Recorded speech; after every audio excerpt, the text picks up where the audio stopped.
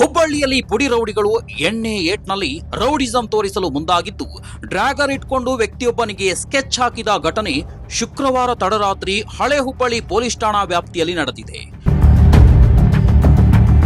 ಹಳೆ ಹುಬ್ಬಳ್ಳಿ ಪೊಲೀಸ್ ಠಾಣಾ ವ್ಯಾಪ್ತಿಯಲ್ಲಿ ಬರುವ ದುರ್ಗಾ ಬಾರ್ ಮುಂದೆಯೇ ಈ ಘಟನೆ ನಡೆದಿದ್ದು, ನಡು ರಾತ್ರಿಯಲ್ಲಿ ಯುವಕನೊಬ್ಬ ಬಾರ್ ಅಂಗಡಿಯವರ ಜೊತೆ ಜಗಳವನ್ನ ತೆಗೆದಿದ್ದಾನೆ. ಆಗ ಅಂಗಡಿಯವರು ಕೂಡ ಕುಡಿದ ಮತ್ನಲ್ಲಿದ್ದ ಯುವಕರ ಜೊತೆ ವಾಗ್ವಾದ ನಡೆಸದೆ ಸುಮ್ಮನೆ ಇದ್ದಿದ್ದಾರೆ. ಆದರೆ ಎಣ್ಣೆ ಏಟಿನಲ್ಲಿದ್ದ ಪುಡಿ ರೌಡಿಗಳು ಮಾತ್ರ ಏನಾದ್ರೂ ಮಾಡಬೇಕು ಅಂತ ಕಾಯುತ್ತಾ ನಿಂತಾಗ ಯುವಕನೊಬ್ಬ ತನ್ನ ಬೆನ್ನ ಹಿಂದೆ ಇಟ್ಕೊಂಡಿದ್ದ ಡ್ರ್ಯಾಗರ್ ತೆಗೆದುಕೊಳ್ಳಲು ಹೋದಾಗ ಡ್ರ್ಯಾಗರ್ ಕೆಳಗೆ ಬಿದ್ದಿದೆ.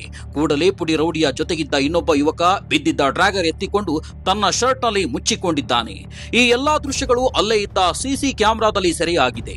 ಹಳೆ ಹುಬ್ಬಳ್ಳಿ ಪೊಲೀಸ್ ಠಾಣಾ ವ್ಯಾಪ್ತಿಯಲ್ಲಿ ಈ ಘಟನೆ ನಡೆದಿದ್ದು, ಇಂತಹ ಪುಂಡರ ಮೇಲೆ ಪೊಲೀಸರು ಯಾವ ರೀತಿಯಾದ ಕ್ರಮವನ್ನ ತೆಗೆದುಕೊಳ್ಳುತ್ತಾರೆ ಎಂಬುದನ್ನ ಕಾದು ನೋಡಬೇಕಿದೆ. Vinay Reddy, crime bureau, public next.